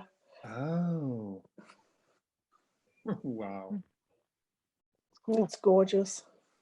So many, I think it's a so many really different. interesting photo. I actually might have taken a little off the right, but Yes, I just doing that. I was thinking take a little off the left, but I don't like, think oh, can we get any comments from the person who did it? sure. Lou, I mean, was looking everywhere for a Pano and was going through this airport and looked up. And I said, wow, that's kind of interesting. It is. So did you shoot it handheld? Yeah, but I've got a Pano on my camera. So it automatically takes them and stitches them. oh, wow. Nice. I like all the That's a different cool picture. textures. The lights, the lights in the lower right-hand corner, the lights just above that, the lights that are on the ceiling, this, whatever this is on the left-hand side. Yeah, it's amazing. Really nice picture. Yeah, that's the wall that you see. Oh, wow. They're trying to convince you you're Very in a- attractive Yeah. airport. And this is the new area in Salt Lake City Airport? Yeah, it's the new wing. new terminal. Someday, if I ever fly again, I might get to see it. You are wise not to fly. What's flying? I would like all of you, if you see something that you would change, is there something that you would add to whatever? Lou, the one thing I would change is the windows up in the upper left-hand corner, because the travel, the motion, the lines, that kind of takes it away. I don't know if you cut off the left-hand side. I mean, but I really like the picture, but those windows are a little. Yeah, I tried to do that and it kind of messed up the proportions. That So I doesn't- finally gave up and said, I'm gonna leave it alone. Yeah, no, I understand that. I Okay, agree though. okay. This is number 4. I think it's a great photo, but I don't see it as a Pano. Why not? Well, you know, because if that is, let's say 4x3, 12 pictures stitched together, that has the 2 or more, but to me, a Pano has to have a different perspective. That's just my feeling. No, I understand that because I feel sort of the same way. I think of a Pano as real wide, but not real tall. Although it could be tall like Charlotte's, the very first one. But this, Still was beautiful. I my- love, yeah, I love all the shadow and texture in there. Well, yeah, again, I'd like to ask the person who took it, did they also do a focus stack on this? This is Barney. Everything seems perfectly in focus everywhere. Yes. Well, and that's why it was done as a Pano. It's a 2-shot Pano taken with a 19 millimeter perspective control lens that was positioned almost at ground level. And the only way you could get the full scope of the ruins in is to essentially sweep the lens from left to right. And and of course, with a perspective control lens or a shift tilt lens, you're able to do that. So about 2/3 of the image would be captured at 19 millimeters, and then I had to shift the lens over to the right, which of course does not involve moving the camera, it's just moving the lens. And so everything just stitches together perfectly, and you get this beautiful depth of field as well. Yeah, I really like the picture. Yeah, it impressed. This was my favorite of the whole bunch. The absolute crystal clear sharpness, and boy, you hit every tonal range possible across that, from almost pure white to pure black. If you wanted it a little more pano shaped, you probably could shave a tiny bit off the top. The Yeah. bottom and the two corners are just perfect in my view, but the top, maybe you could take a tiny piece off that. But I really love it. It's a dramatic picture. Really tells a story. Feels old. The location is the Tonto National Monument outside of Phoenix, up by the Roosevelt Reservoir. For those of you that are ever down in that area, it's worth taking a trip up there and photographing both the bridge and then taking the hike up the mountain to the ruins. Yeah, it's a great place. Hiking is no longer in my vocabulary. Sorry. I've really gotten to the point now that I can't always do it myself, but when I see in other pictures a scene that leads me into it, like Charlotte's first one with the wet water, but this one, there's more than one route. It looks like the steps way in the front, you go up here and turn left, but these about a third of the way in or just to the right of middle, that those rocks are sticking out, I would assume, to help way back in the day, a person to climb up into the upstairs there.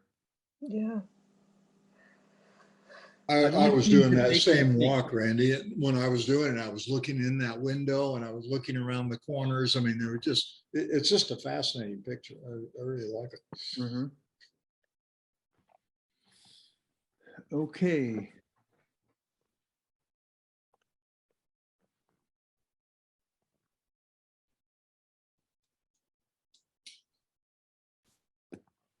What do you think about this one? This should be a familiar one for lots of us. Yeah. God, I saw this out the window every day for weeks. And I like this one also as a path, and it has 3 people out there. I like that. Yeah, I like like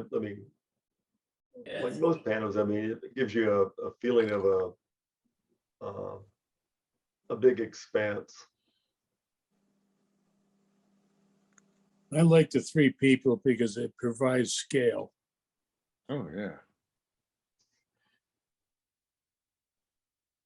These dead trees in the front are a lot taller than they look.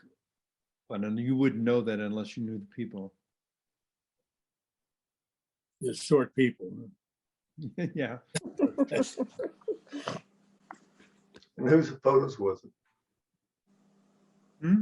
Whose photo is it? It's Tim's. Tim? Well done. I like it. Thank you. Tim, you know what I would do, maybe we've already done, is that new Lightroom where you can pick out the sky. If it had a little more detail in it, made it a little darker, I think it would be a bit stronger. Because the front is just plain white. And there isn't much light, and that's to be had. But I think the sky could be a little bit darker, a little more texture to it. Yeah, actually, I did bring up the detail on that. It was a pretty flat photo when I first shot it, so that's actually probably about as good as I could get. And I think I probably could have darkened it a bit, but I didn't want to overdo it necessarily. Yeah. How many images, Tim? Well, I did an HDR, so there's probably, I don't know, there might have been a total of, I don't know, maybe 15 total. Oh, wow. That's a lot. Yeah. I like it. Yeah, very well done. If anybody has been in the winter, you can just feel that. Yeah, people down in the South wouldn't understand that. No. I feel cold looking at it. Mm. And boy, Jackson Hole and Yellowstone have been really cold lately. Okay.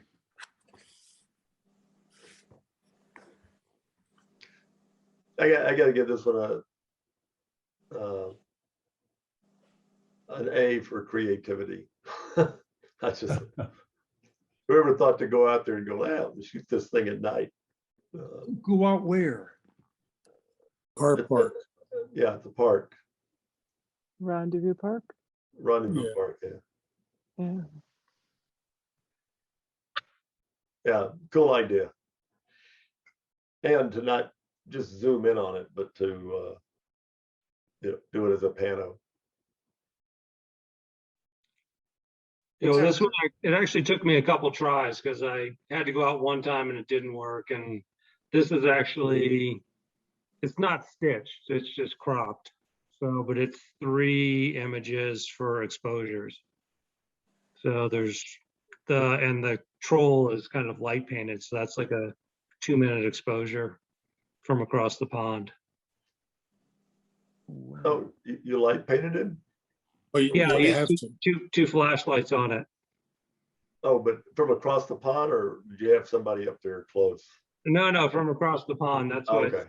it's All right. over 2 minutes. And I actually had to go out. I went out earlier that day and actually moved all the little lights around. So I actually had more lights out there than normal. Move the lights around? Yeah, there weren't that many there to begin with. Oh, wow.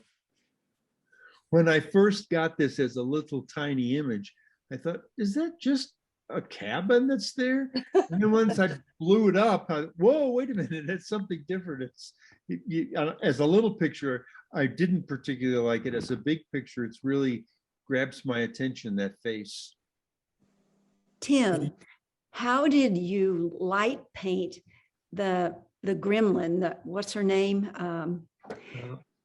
How did you light paint her without getting any light on the snow?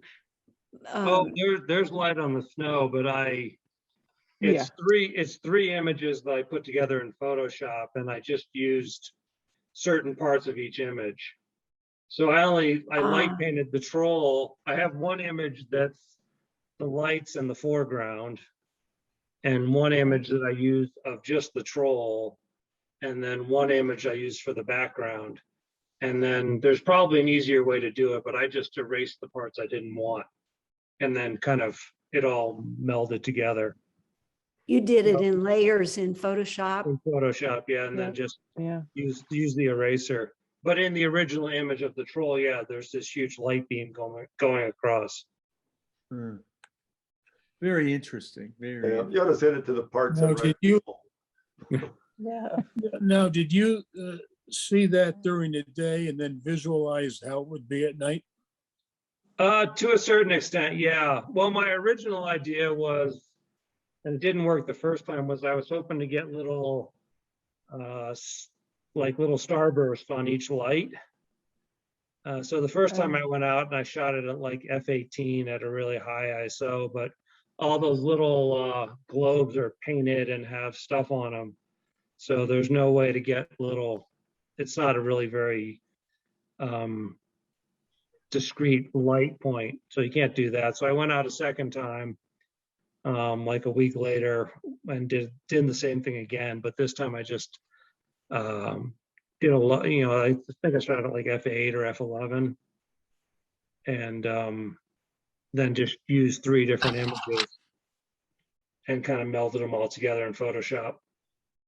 Tim, you really do some creative things like that. I mean, not every single picture you've submitted, but lots of times you do. It's really interesting, real interesting. Well, thank you. Okay, we're going to jump up to, this is number 8.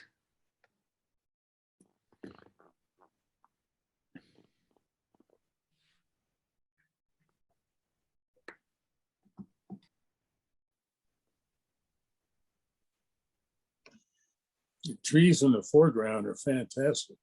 Yeah, they really are.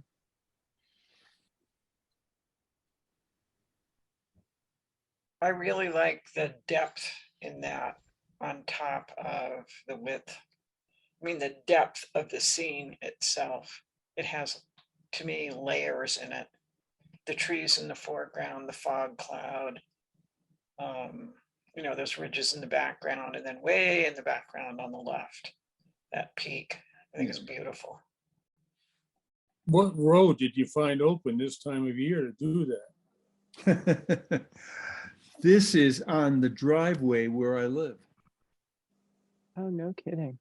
Yes, Shooting Star, the original Shooting Star, not Shooting Star in Jackson. Right. Shooting Star in Victor. And this is, I go up about 200 or 300 feet up the road from my house. And boy, we've had the Teton Valley filled with fog bunches of times.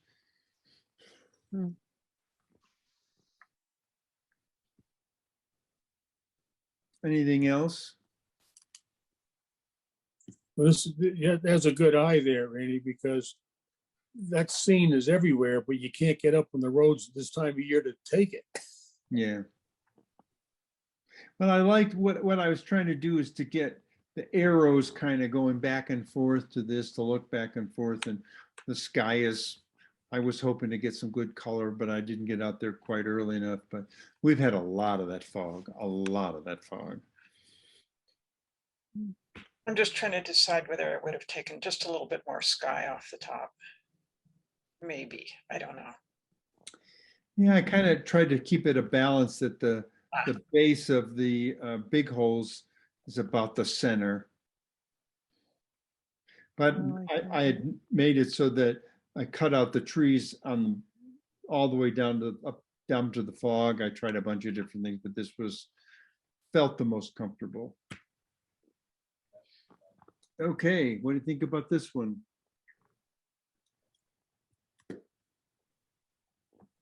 I love its simplicity and what almost looks like an abstract design on the trunk. Yeah, who posed for that picture there? The face at the top, looking Yeah. to the left. Yeah, it looks like a little person to me. Now, Funny. was this taken with a relatively long lens and then stitched about 8 shots together? No, it's 2 shots, and I was really close. Yeah. And so one of the issues you have, which I guess is what Doug's alluding to, is when you're close and if you tilt the camera, it really screws this up. Yes. So I tried to just take a picture and raise it vertically and take a picture. And the reason I took the picture was, I mean, I love all the abstract stuff in aspen trees, but trying to find an aspen tree where there's nothing in the background is I'm not passing this tree up. I'm taking a picture of it. And so I'm glad you did. that's really, and yeah, you can zoom in and get a lot of detail because there's lots of little things going on there. But again, the main reason I took it was I found an aspen tree all by itself and with nothing in the background. I mean, you know, on a hill, and but you know, the key was just trying to carefully move it up without tilting the lens so it would stitch properly. But I think I shot it about I don't know, 35 millimeters. It's right on the trail. But I do like I don't know, it looks like a man or a bear on the top part. Plus, I love zooming, yeah. I have a problem with getting the texture in the snow. It really depends a lot on the light when it was taken and stuff. I noticed that you don't see a lot of the texture in the snow. What time of day did you take it? Was it one of those 90% overcast days that we've had the last month? Yeah, it was the middle of the day. It was overcast, but and I really thought about just taking all the snow out, but I left it in. Just totally isolating the tree. Mm-hmm. Making it real white. Yeah, well, I actually did also black. Oh. Interesting. I think those little ripples in the snow give it some context. Yeah, to the right of the snow or right of the Yeah. lower part of the, tree. The other big thing was, I thought about taking those little limbs off, but I didn't. No. No. No, don't do that. But it was fun to play around with. And that's a personal preference, because I thought about, yeah, I think I would have taken out the line on those limbs, but maybe not. That's an individual thing. I mean, I don't know if anybody else takes verticals of trees, but I swear I'm going to get me a long pole one day and do 10 shots of something up close. And but you know, Your cell phone. You get a cherry picker and raise it in 3 feet increments. because I think it would be cool to print a really tall, you know, and then stick it on the wall so somebody goes, yeah, I got a tree in my house. But Okay.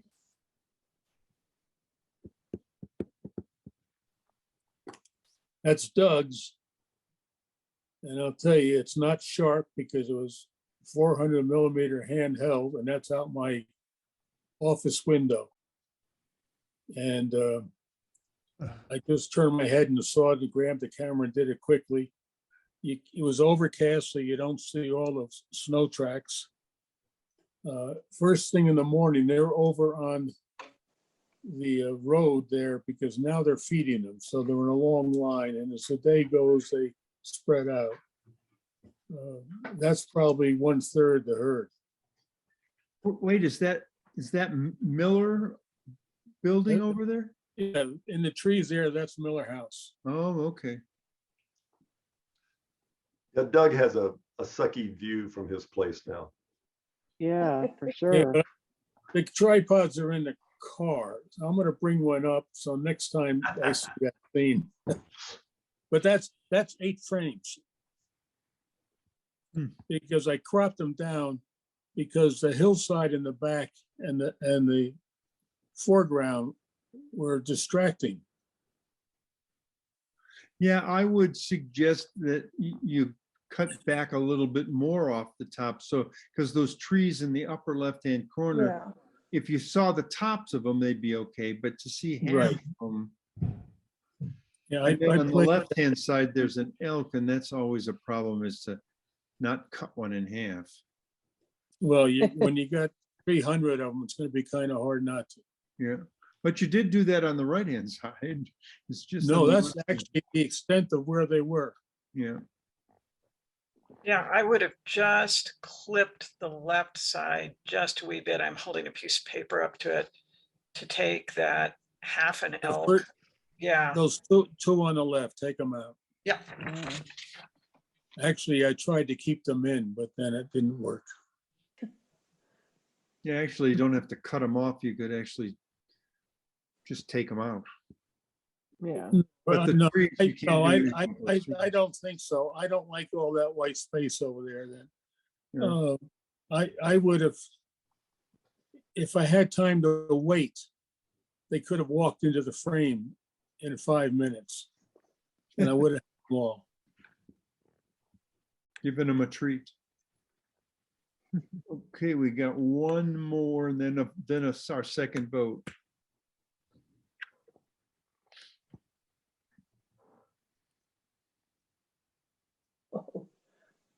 That's just plain beautiful. I mean, it's the mysterious full moon. And it looks cold. Yeah. Perfect exposure on the moon, and those trees silhouetted they're great. against the moon are just wonderful. Actually, that's a nice vertical slice right there. Who took the photo? Sorry, that's mine. Ah. I was up at Mammoth in Yellowstone last week, and we were just getting ready to, or we're driving up into the park, and there came the moon down very conveniently. So popped out and had to really keep underexposing to not blow out the moon. Oh, really? Yeah. Even in this, it's Yeah, the moon is still crazy had to bring bright. down the moon itself a little bit and then bring up a little bit of the mountainside. What Have you millimeter thought was the about lens? like, 500 millimeter lens. Oh, handheld. Really? Yeah. Wow. Yeah, it was pretty quick. So Did you take 2 photos? this is one photo. Okay. I really like Yeah, the I thought about shadow. cropping it, but it was really just going too fast. So I don't think it would have worked. Was it? Yeah, and you did this by hand? You didn't do it with a tripod? By hand, Yeah. 320th of a second, actually. Yeah, because the moon is so bright, you don't have you don't need a long shutter speed. Yeah, no, yeah, plenty of light. Yeah, it's just hard to hold the lens up. Was it super You cold should- that night? This was morning. Oh. It was not too bad. I can't remember. 7. Yeah, Five. yes, 10 or 5 to 10, somewhere in there. It was warm. It was warm. Balmy. Yeah. I was hoping for colder weather. We never really got it. Yeah. It was plenty cold. If you stayed home, you would have had the -3 and 4. We had that up there. Not, we no, had a on little our bit of side, that. it's not that, and not nearly as cold as it is in Jackson. I know. Okay, we got to get a vote now. Wait a second here. Okay, filters, rated, 1. I can blow these up.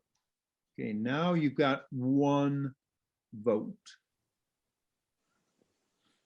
I'll give you the big pictures of them. And these are now 1, 2, and 3. Yes. Thank you. These are 1, 2, and 3. Yeah, they've gotten different numbers on them now. Thanks. This is number 1. This is number 2. This is number 3. And you can only vote for 1 now. I'll give you a big size again in a second here.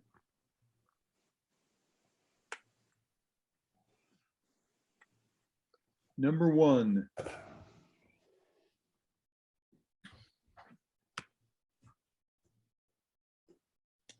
Number 2.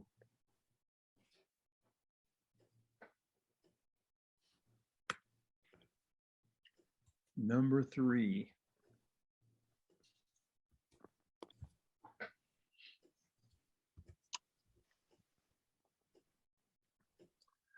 Send your number 1 vote to David.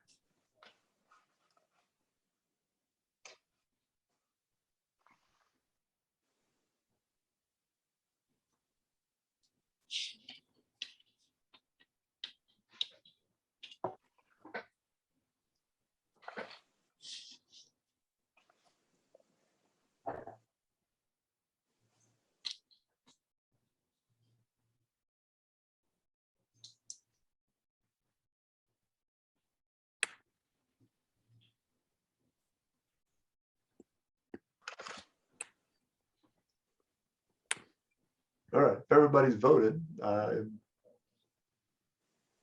In Have 3rd count. place. 3rd place is number 3. Okay.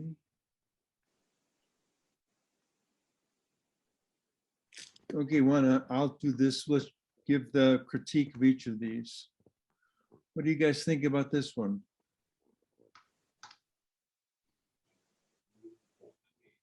I just love, there's something incredibly nostalgic about that scene. I want the poster. And I also love that cloud lit up way in the back. It has tremendous depth in it as well.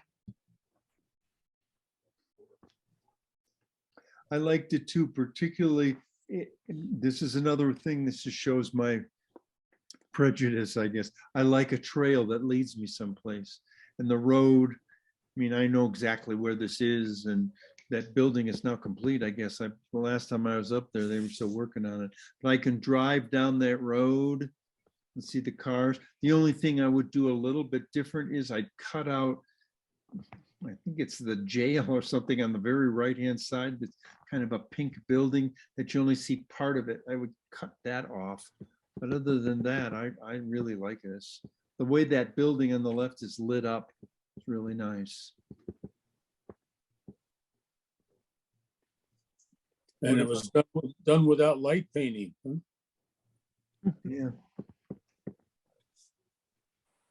Any other feedback? Okay, this is Becky's. Wait a second here. Cool.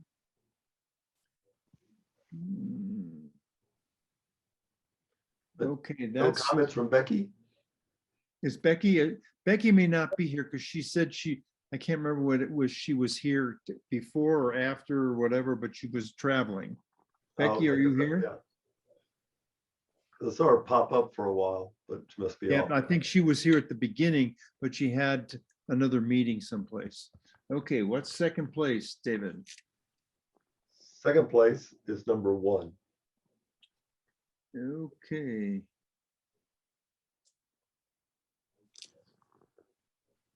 What do you think about this one? I love the clouds. The colors are just gorgeous. Yeah, they're amazing.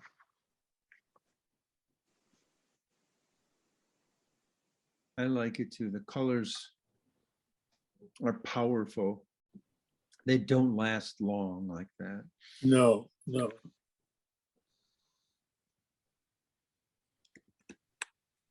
I think this one is a little too wide, because over on the left-hand side, that the barn is there, and then you see the mountain over here, but there really isn't anything on the very left side, that at least not much that attracts my attention. Except all the colors in the sky over there. Except for the sky. know. Yeah. Except for the sky. Well, I think those willows are kind of nice too on the left-hand side. They kind of put knowing how big willows are, you get some depth of field between the foreground and the background of the barn. The barn's kind of in the middle ground, I guess, and the Right. willows are kind of foreground. You could also take a lot of the right off. I like the right because of that mountain. I don't know which mountain it is, but it's lit up just a little bit. I think that's Yeah. pretty cool. And the clouds are really lovely on the right Yeah. also. A different kind of lovely. It's not that bright yellow. It's amazing orange. Well, orange, yeah, reddish. Orange, yeah. Yeah. Who took the photo? I did. And believe it or not, I mean, this was one of the wildest sunsets I'd ever seen. I was working at my desk, looked up and went, oh my God, went bolting out the door. And believe it or not, the colors had already started to fade. So as vivid as they Wow. were, yeah, it just looked like the sky was on fire. On that left-hand side, that's where the sun was going down. You know, and so I was just lucky on that one. Let's put it that way. Is that the Rocking Gorgeous. Horse Ranch barn? No, this is the Valley Springs Ranch, just north of Rafter J. Yeah, okay. Beautiful. So the Teton Pass is right behind the barn. Yes. Basically. That's Glory right behind it. Yeah, right. That's Yeah. the only thing I Yeah. would have done if I had had the time and thought about it, is to possibly move to a slightly different perspective on that. So it doesn't look like it's coming off the peak of the barn. Maybe it doesn't matter. No, I don't think it makes. Doesn't matter to me. Yeah. No, I think everybody's just gonna look at the color. Yeah. Yeah, for people Yeah. who live here and don't know that scene, Some purists may just not like that, but for those of us that live here, I mean, that's the way we see it. Right. Yeah, I really like the clouds that are to the right-hand side. While that color is, and on the left-hand side, that's very nice. Yeah. But that's somewhat common. But the clouds on the right-hand side, you don't see that very often. That orange. No. I When mean, you're on the other side of the pass, how can you say that's common? that's in my backyard. I can't see the mountains go up so high. I can't see that. Okay, last one. What do you think of this one? That's gorgeous with the fog. Gorgeous. Yeah, It gets the Wisp- Dave Brookover Award. yeah, Yeah. the wispy fog. Yeah. I mean, Got a that nice would tonal be, range. yeah, that would be a beautiful photograph without those fog clouds. But that curtain effect, that sweeping effect, just makes that killer to me. I think it's the fog that makes the picture. Yep. Right. And it's Yes. not straight parallel fog. It's got that lift and the curves to it. It's, I It's don't, moving. It's almost like Yes, a that- movie or something. yes. Oh, that's what makes it really special. Yeah, it's like that stuff in the Ten Commandments, the movie, The Ten Commandments. I'm sorry. The movie. For You didn't What- see it originally, right? what I see Yeah, here, unfortunately, Doug, I think it did. So Yeah, I know. That's the way I feel. what I think about this is classic of the person who took this. This Who is took it? Beth's, and I've seen a bunch of pictures of hers. This is one of the best ones, but she gets good pictures of this kind of wispy black and white. Classic Beth. Is Beth here? Not tonight. Oh, I know she was going to be. She was going to be late. yeah, I thought she was here. I am. Yeah, she's. Oh, you're here. All I right. am here. Good for you, But Beth. yeah, Okay. tell us how you did this. I mean, that's just so drop dead gorgeous. I showed up. And you had your And- camera. You do that Yeah. quite a bit. This is at the Upper Willow Flats overlook. I walked out to the point. This is 10 shots and cropped down so that it's the composure, composed the way I wanted it. But I mean, this is not a long exposure. David, you will appreciate this. Handheld. Handheld? It's Wow. handheld, and it was 10 shots, and I think I took it with a 70-200, but I think it's at 135 millimeters. And Wait, you didn't use the Zeiss? no, because Oh. I walked out on snow and it wasn't close enough to the car so I could switch my mind. So so I played it safe with the 70-200. But those fog clouds were constantly changing. And I mean, you just had, I think I took like 20 different panos of the clouds because it was constantly changing. It was really cool. Oh, I bet.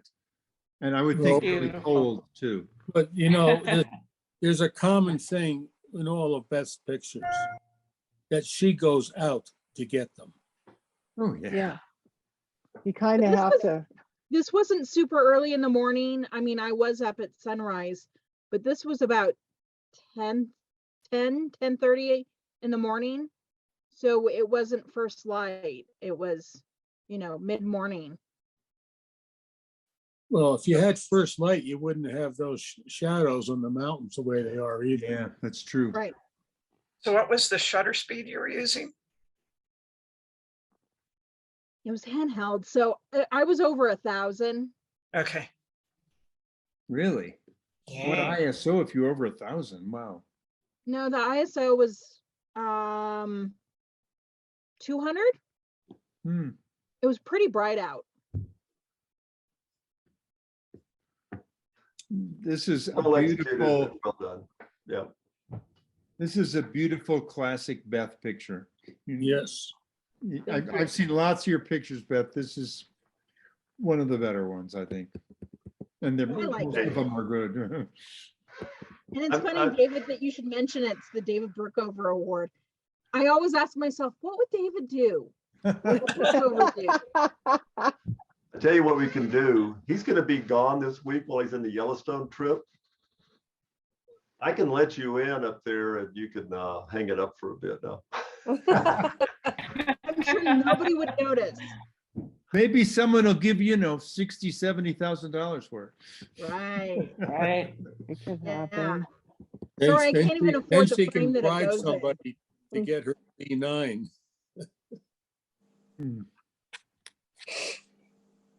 I love this. Outstanding photo. Yeah. Yeah, all of them Okay. were really wonderful. I loved seeing everybody's. It was great.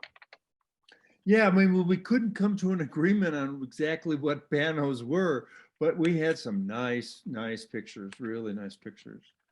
Let me But- go. Sometimes you can't define what something is, but you can define what it isn't. Yeah, yeah. But interestingly, the top votes were all for the more extreme ratios. Say that again. Oh, okay.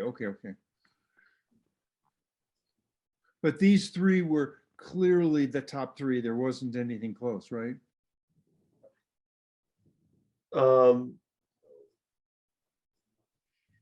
We actually had a whole bunch of them with very similar votes. Oh, okay, that's pretty common. Yeah. Okay. Choose a subject. Wait a Pardon me? sec. That's to choose a topic for next time. Oh, that's right. That's what That's I'm right. at. Okay. It's not going to be portraits, Doug. Sorry. That's right. I can't go out and take them right now anyway. So Okay, Beth, it's been a long time since you picked one, but now it's your choice. What would you like for next month? remember, it's still cold. So I can't pick flowers. Yeah. We all show up at a So anything that's not red. Yep, anything that's not red, it's this month. Oh, it's brand new. Yeah. It's brand new. Map Panorama is the only thing in 2022. Wow. Black and white. What? Yeah, that's Black and not a white. surprise. That does I no know. surprise. I think Hey, you're no, when you pick it, then it's almost impossible to take something good with it. So, I mean, that's Murphy's Law. yeah, but you do such a great job with the black and white pictures, Beth. She does. There was a lot of people. I mean, Barney had a spectacular black Well, and white. Barney one. does a good black and white too. Ben does a good black and white. I Ben, mean, Ben hasn't been around. I think he's taking care of his grandson. yeah. David Navratil does. Yeah. He takes good black and whites. So I'm not the only one who's partial to them. Well, of course, just having snow, solves the white problem. And then I think you could get some pretty good black and white pictures even when it's overcast and stuff like that. So that'll give us a lot more opportunity, I think. So there's no excuses for not getting out and then responding to Sue and I about help and questions. Anything else you'd like to talk about? Just Well, a reminder, Randy, for everybody that's around the Jackson area to get out Friday evening and shoot the dog sled race. With a camera, please. With a camera. Yeah. And you can Yeah. shoot black and white if you want. Oh, that's, if you've never Let been it- there, I haven't been there in a few years, but if you haven't done that, that is a fun place to take pictures. The last time I did that, 3 years ago, I guess it was, I got knocked down and put the camera up in the air and dislocated the other arm. Did anybody get a picture of it though? I don't know. I took a taxi to the ER. Oh, no. I was there for so long that the car got towed. Now, the cops were gonna, because I had my discharge papers from the hospital, they were gonna let that part go. But Roy was not gonna let go the towing charge.